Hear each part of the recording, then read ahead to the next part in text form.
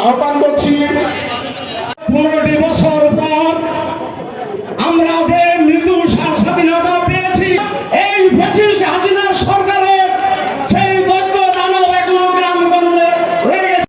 নেতৃত্বে গান্ধীকে একটা আধুনিক বিএনপিতে রূপান্তরিত করে তবে আমাদের লড়াই।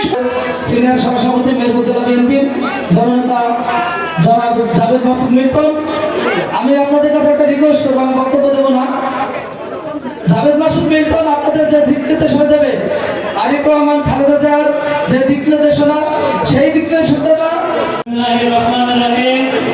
শান্তি, উন্নয়ন ও অগ্রগতির নতুন বার্তা প্রচারের লক্ষ্যে রায়পুর ইউনিয়নের জনসভা, এই জনসভায় প্রধান অতিথি হিসাবে সহসভাপতি জননেতা জনাব জাভেদ মাসুদ মিল্টন সহ উপস্থিত রায়পুর ইউনিয়ন বিএনপি ও অঙ্গ সহযোগী সংগঠন নেতৃবৃন্দ, সবাইকে জানাই আগামী পৌরসভা দলের পক্ষ থেকে রক্তিম শুভেচ্ছা ও অভিনন্দন।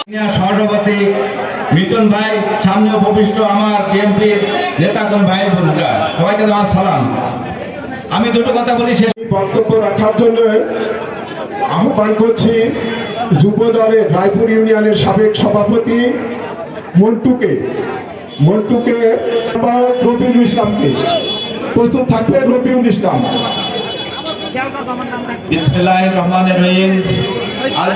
তাই সবাইকে ঘরে থাকতে আমি অনুরোধ করছি, এই বলে আমি আমার বক্তব্য শেষ করছি। খুদা হাফেজ। বন্ধুরা, রায়পুর ইউনিয়ন রবিউল ভাইয়ের বক্তব্যের মধ্যে দিয়ে আমরা রায়পুর ইউনিয়ন বিএনপি বক্তব্য শেষ করব।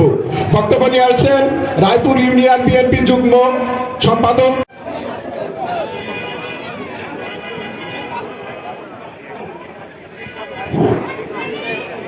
বিসমিল্লাহির রহমানির সম্পাদক জননেতা জনাব আলফাজ উদ্দিন কালু,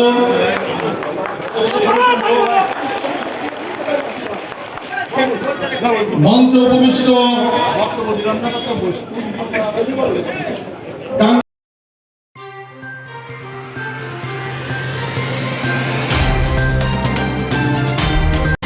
এমটিভি অনলাইন, সত্যের পথে মোরা।